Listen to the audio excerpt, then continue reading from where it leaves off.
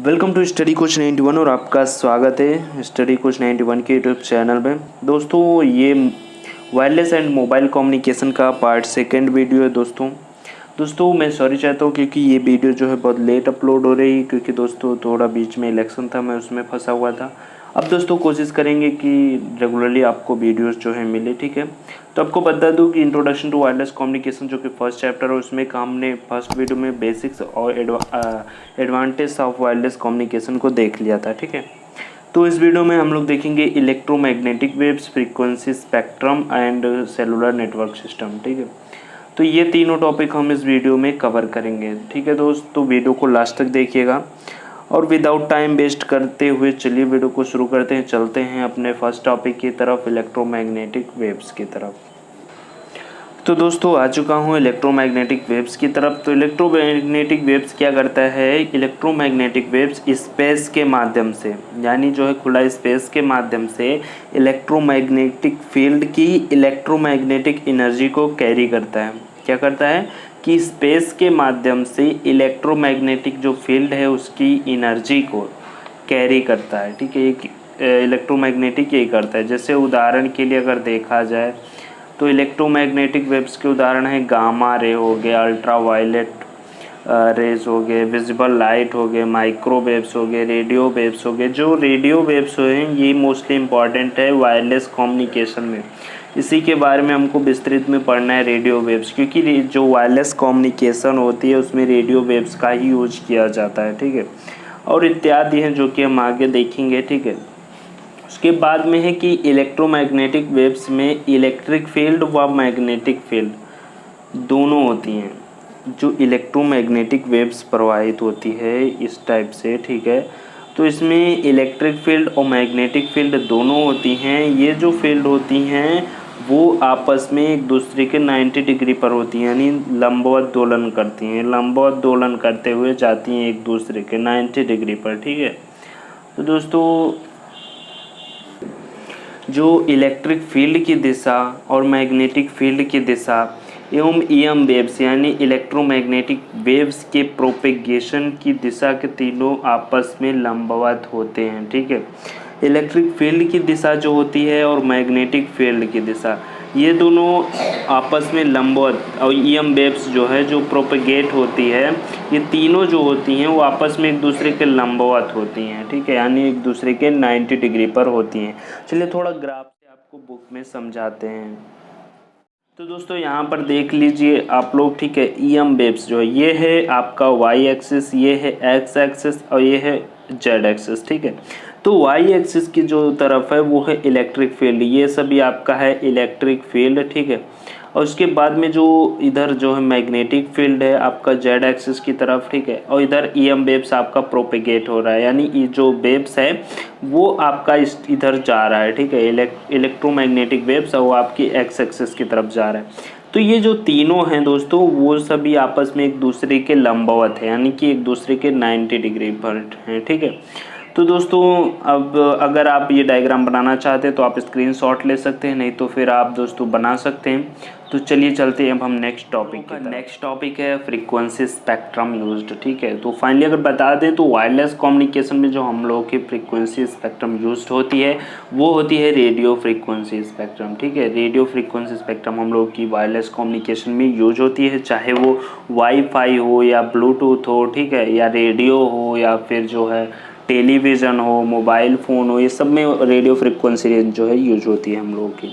अब दोस्तों फ्रीक्वेंसी क्या है आप लोगों को पता ही होगा पहले से कि फ्रीक्वेंसी क्या होती है, कि एक सेकेंड में फ्रीक्वेंसी की जितनी साइकिल कंप्लीट होती है, ठीक है, जितनी साइकिल एक सेकेंड में कंप्लीट होती है उसको हम बोलते हैं फ्रीक्वेंसी, ठीक है। तो दोस्तों फ्रीक्वेंसी क्या है आप लोग समझ गए होंगे। अब दोस्तों बात करते हैं स्पेक्ट्रम की, ठीक है। फ्रीक्वेंसी की अगर देखें तो ये जो है इस तरीके से वेव आप समझ सकते हैं, फ्रीक्वेंसी वेव है, ठीक है। आप लोगों को बारे में जानकारी होगी फ्रीक्वेंसी की, ठीक है। तो अगर फ्रीक्वेंसी जो है कम होगी, जैसे कि अगर फ्रीक्वेंसी यहाँ बड़ा बड़ा बन रहा है, यानी फ्रीक्वेंसी जो है कम होगी, वेवलेंथ ज़्यादा होगा, ठीक है। तो जो है वो क्या होगा कि ज़्यादा दूर तक जाएगा, इसको कम, ठीक है, लॉन्ग डिस्टेंस पे जाएगा कम पावर में, ठीक है। कम पावर में अगर हम इसको भेजेंगे तो ये लॉन्ग डिस्टेंस तक जाएगा, यानी ज़्यादा दूरी तक जाएगा। और अगर देखें तो फ्रीक्वेंसी जैसे अगर एकदम नज़दीक है, इस तरीके से एकदम आए, ठीक है, तो इसको जो है ये ज़्यादा पावर चाहिए भाई ज़्यादा दूर भेजने के लिए, इसलिए जो है इसको अगर सेम पावर दोनों को दिया जाए तो ये कम दूरी पर जाएगा, ये ज़्यादा दूरी पर जाएगा, ठीक है। स्पेक्ट्रम क्या होता है, एक बात ये समझ लीजिए, स्पेक्ट्रम का मतलब आप समझ लीजिए एक विभाजन प्रक्रिया। जैसे कि फ्रीक्वेंसी जो होती है हमारी वो आगे हम लोग पढ़ेंगे एक 1G 2G 3G यानी first generation, second generation, third generation and fourth generation. इन सभी लोगों की जो फ्रीक्वेंसी स्पेक्ट्रम है वो मतलब फ्रीक्वेंसी जो है वो अलग अलग विभाजित है। जैसे कि कुछ एक रेंज दे दिए कि इस रेंज पर जो है 800 मेगाहर्ट्ज़ पर 1G जो है सिर्फ चलेगा, ठीक है, और इससे जो है 800 से 2000 मेगाहर्ट्ज़ तक लगभग 2G चलेगा। इस तरीके से कुछ रेंज दे देते हैं, उसी को हम स्पेक्ट्रम कहते हैं। जैसे अब रेडियो फ्रीक्वेंसी है, गामा रे है, अल्ट्रा वायलेट रे है, इन सभी की अलग अलग एक रेंज है, ठीक है। तो फ्रीक्वेंसी स्पेक्ट्रम को आपको एक अलग वे से समझाते हैं। जैसे कि मान लिया एक कोई हाईवे है, ठीक है, हाईवे पर आप एक लेन बना देते हैं, ठीक है, मान लिया 4 लेन बन चुके हैं, ठीक है, तो इस पे जो है मान लिया साइकिल जाने के लिए है, ये 2 व्हीलर जाने के लिए है जो बाइक वगैरह हो गए, और ये मान लिया कि 4 व्हीलर जाने के लिए, ये बस उस बड़ी गाड़ियाँ जाने के लिए, तो ये अलग अलग एक विभाजित कर दिया गया है, तो ये आराम से चल रही हैं, ठीक है। अगर इसको हम ऐसे छोड़ दें तो ये आपस में जो है इधर उधर टकराने का, ज़्यादा एक्सीडेंट होने की डर रहती है, ठीक है। तो स्पेक्ट्रम मतलब ये होता है कि अलग अलग जो है विभाजित कर दिया जाए अच्छे से, ठीक है, ताकि कोई प्रॉब्लम ना हो। तो चलिए देखते हैं अब हम लोग कुछ फ्रीक्वेंसी स्पेक्ट्रम को, ठीक है। तो यहाँ पर आप लोग देख सकते हैं इलेक्ट्रोमैग्नेटिक स्पेक्ट्रम में उपस्थित विभिन्न तरंगे, ठीक है, बढ़ती आवृत्ति के हिसाब से, ठीक है, कौन कौन सी बढ़ती। पहला नंबर है रेडियो तरंगे, ठीक है, जो कि मोस्टली इंपॉर्टेंट है हम लोगों के लिए। रेडियो तरंगे ही वायरलेस कम्युनिकेशन में यूज की जाती हैं। उसके बाद में सेकंड नंबर पे आता है इंफ्रारेड तरंगे, ठीक है। उसके बाद में प्रकाशीय तरंगे। सबसे जो है वेवलेंथ सबसे हाई जो होती है वो रेडियो फ्रीक्वेंसी की होती है, और सबसे लो जो फ्रीक्वेंसी होती है वो रेडियो तरंगे की होती है, यानी कि रेडियो वेव की होती है सबसे लो फ्रीक्वेंसी, यानी इसकी जो फ्रीक्वेंसी है वो बहुत दूर दूर होती है इस तरीके से, ठीक है। उसके बाद में इंफ्रारेड तरंगे होती है, इससे मतलब थोड़ा ज़्यादा होती है। फिर प्रकाशीय तरंगे होती है, विजुअल लाइट। उसके बाद में अल्ट्रा वायलेट तरंगे होती है, फिर एक्स रेज होती है, फिर गामा रेज। गामा रेज जो है सबसे खतरनाक फ्रीक्वेंसी होती है, इसका जो यूज करते हैं हम लोग कैंसर के इलाज के लिए यूज करते हैं गामा रेज। और एक्स रे के बारे में आप लोग जानते ही होंगे, ठीक है, जैसे हड्डियाँ टूटी उटी रहती हैं तो इससे जो है एक्सरे करा करके हम लोग पता करते हैं, ठीक है। उसके बाद में अल्ट्रा वायलेट तरंगे जो होती हैं, ये दोस्तों जो है सूर्य के प्रकाश जो है उसके साथ में जो निकलती हैं, उसके बाद में ओजोन परत जो है अल्ट्रा वायलेट वेव से हम लोगों की सुरक्षा करता है, ठीक है। उसके बाद में प्रकाशीय तरंगे आप लोग जानते ही हैं। प्रकाशीय तरंगे, प्रकाश जो है फाइनली वो जिस वेव में चलती है, जिस फ्रीक्वेंसी में, उसको हम लोग बोलते हैं अल्ट्रा वायलेट प्रकाशीय तरंगे, ठीक है, विजिबल लाइट। उसके बाद में इंफ्रारेड तरंगे जो हैं, इसका यूज़ जो हम लोग रिमोट में करते हैं, रिमोट हो गया, और बाकी जो है रेडियो तरंगे आप लोग समझे वायरलेस में करते हैं। अब इसकी जो तरंग दैर्ध्य होती है, सबसे ज़्यादा तरंग दैर्ध्य इसकी होती है, उससे कम इसकी जो तरंग दैर्ध्य ऐसे घटते क्रम में है, और आवृत्ति जो है यानी फ्रीक्वेंसी है बढ़ते क्रम में। इसके बाद में चलिए देखते हैं रेडियो तरंगों के बारे में और फुल विस्तार से कि रेडियो तरंगों में जो है फ्रीक्वेंसी रेंज कितनी पर, ठीक है, क्या क्या जो है इसके एप्लीकेशन। तो जैसा कि अभी हमने बताया कि वायरलेस कम्युनिकेशन में रेडियो फ्रीक्वेंसी को जानना बहुत ही ज़रूरी है। तो रेडियो फ्रीक्वेंसी के बारे में, इसके अंदर कि कितना फ्रीक्वेंसी रेंज पर क्या जो है एप्लीकेशन से उसकी वेवलेंथ रेंज क्या होती है, तो ये सब चलिए हम लोग देखते हैं। तो क्या होती है कि जो सबसे फर्स्ट नंबर पे हो वो है वेरी लो फ्रीक्वेंसी, यानी जिसको हम शॉर्ट में बोल सकते हैं VLF, वेरी लो फ्रीक्वेंसी, बहुत सूक्ष्म आवृत्ति। जो इसकी फ्रीक्वेंसी रेंज होती है वो 3 किलो हर्ट्ज़ से लेकर के 30 किलो हर्ट्ज़ तक होती है, ठीक है। उसकी अगर वेवलेंथ की बात करें तो 10 किलोमीटर से लेकर के 100 किलोमीटर तक इसकी वेवलेंथ हो सकती है, ठीक है। और इसका जो यूज किया जाता है यानी कि एप्लीकेशन है इसकी वर्ल्ड वाइड टेलीग्राफी में, ठीक है, इसका यूज किया जाता है। सेकेंड नंबर पे है हम लोगों का लो फ्रीक्वेंसी, ठीक है, तो यानी LF सूक्ष्म आवृत्ति, लो फ्रीक्वेंसी, जिसका जो है 30 किलो हर्ट्ज से लेकर के 300 किलो हर्ट्ज तक के बीच में जो फ्रीक्वेंसी रेंज है इसकी। और इसकी जो है वेवलेंथ की बात करें तो 1 किलोमीटर से लेकर के 10 किलोमीटर तक इसकी वेवलेंथ है। उसके बाद में जो इसका यूज किया जाता है वो long distance point two point service के लिए यूज़ किया जाता है, नेविगेशन एड्स के लिए यूज़ किया जाता है। ठीक है, तो दोस्तों थर्ड नंबर की बात करें तो थर्ड नंबर पे हमारा मीडियम फ्रीक्वेंसी, जिसको शॉर्ट में एमएफ बोल सकते हैं। ठीक है, इसकी जो फ्रीक्वेंसी रेंज होती है वो 300 किलो हर्ट्ज से लेकर के 3000 किलो हर्ट्ज तक होती है। ठीक है, और इसकी जो वेवलेंथ की बात करें तो 100 मीटर से लेकर के 1 किलोमीटर इसकी वेवलेंथ है। और इसका यूज़ जो है यानी कि इसकी एप्लीकेशंस है ब्रॉडकास्टिंग और नेविगेशन है। ठीक है, उसके बाद में नेक्स्ट है फोर्थ नंबर पे हमारा हाई फ्रीक्वेंसी। ठीक है, HF, जिसको हम शॉर्ट में HF बोलते हैं। और इसकी अगर हम फ्रीक्वेंसी रेंज की बात करें तो 3 मेगाहर्ट्ज से लेकर के 30 मेगाहर्ट्ज तक है। और अगर इसकी वेवलेंथ की बात करें तो 10 मीटर से लेकर के 100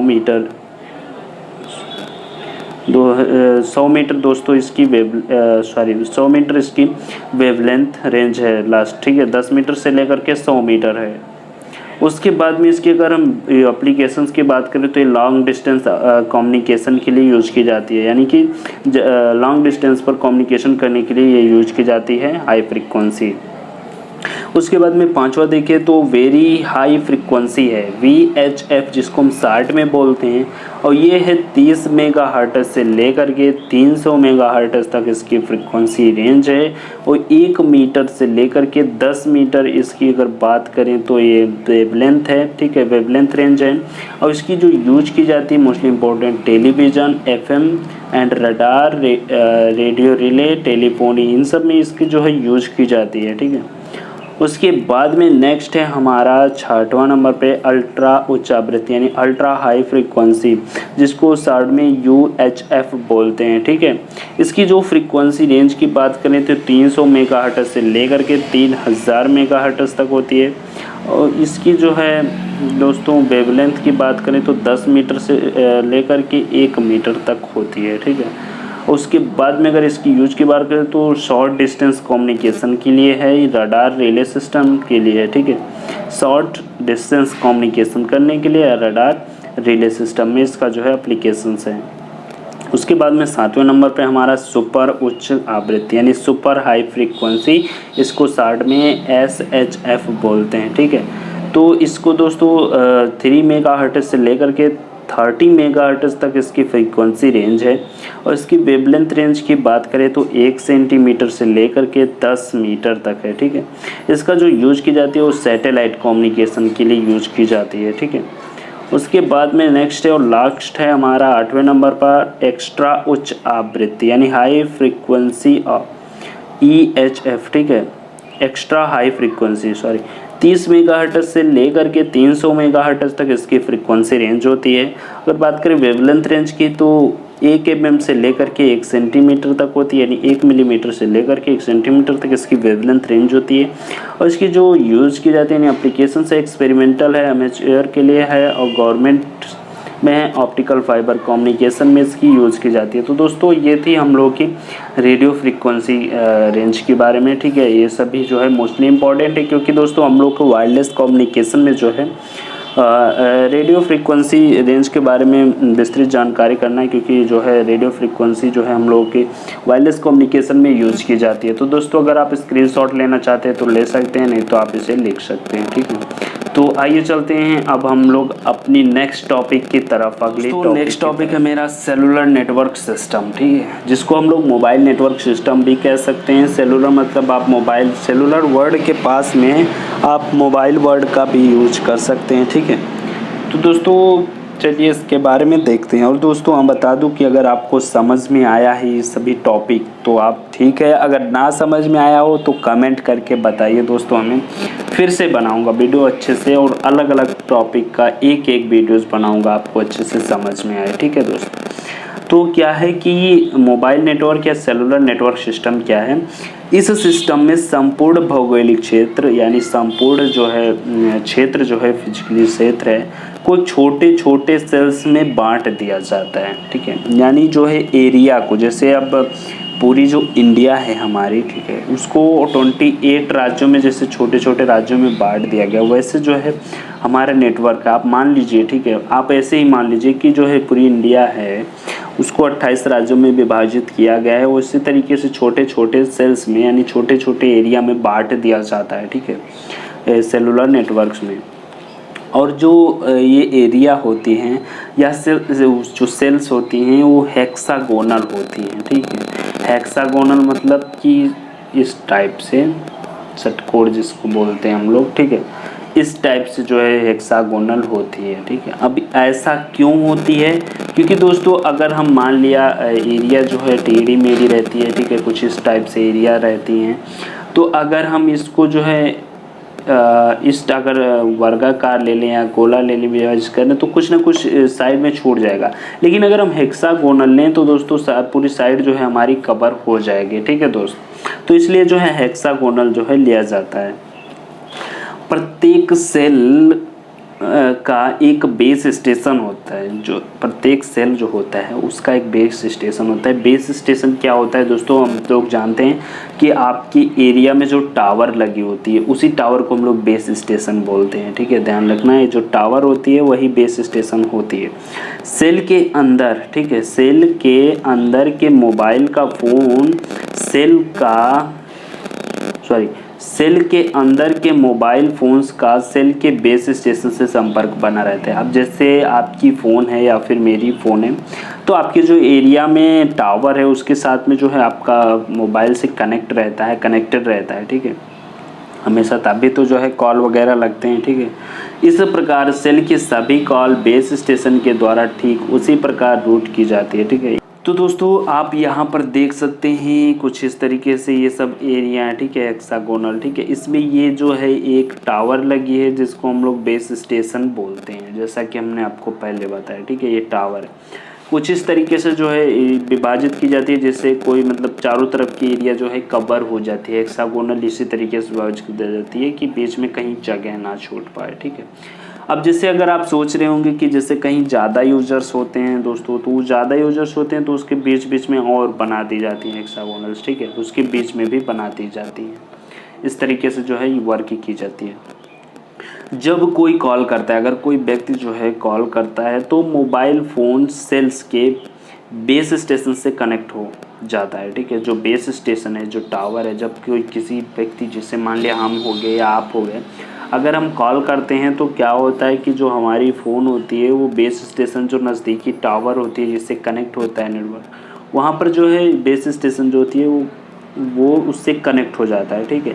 अब बेस स्टेशन जो है क्या करता है, सर्च करता है जहाँ पर कॉल करना रहता है हमको, वहाँ पर क्या करता है, बेस स्टेशन सर्च करता है और फिर वहाँ पर जा कर के कॉल मिलता है। इस तरीके से जो हम लोग कॉल करते हैं और इस तरीके से फ़ोन लगता है, ठीक है दोस्तों मैं आपको बता दूं, सेलुलर नेटवर्क सिस्टम में मैंने अभी जो है इतना ही मतलब जो है दोस्तों बताया है, क्योंकि जो आगे हम लोग के चैप्टर आ रहा है वो सेलुलर कॉन्सेप्ट की तरफ है, ठीक है। सेलुलर कॉन्सेप्ट है, उसमें हम लोग सेलुलर नेटवर्क के बारे में अच्छे से पढ़ेंगे। उसमें हम लोग देखेंगे 1G 2G 3G 4G 5G ये सब क्या चीज़ थी, क्या है, ठीक है, और इस सब के बारे में हम लोग विस्तृत में पढ़ेंगे, ठीक है। तो दोस्तों आपको समझ में आया कि नहीं आया? अगर समझ में आया हो तो प्लीज़ इस वीडियो को लाइक कर दीजिएगा और एक कमेंट कर दीजिएगा, जिससे हमें पता चले, ठीक है। और ना समझ में आया हो तब भी आप हमें कमेंट करके ज़रूर बताइएगा, ठीक है। और दोस्तों हाँ, कोशिश है कि आप लोगों को रेगुलर वीडियोज़ मिले, बीच में वीडियोज़ नहीं मिल पा रही थी, हमने आपको प्रॉब्लम बता दिया, ठीक है। अब दोस्तों मिलेंगे ऐसे नेक्स्ट वीडियो में, तब तक के लिए bye, take care, bye bye.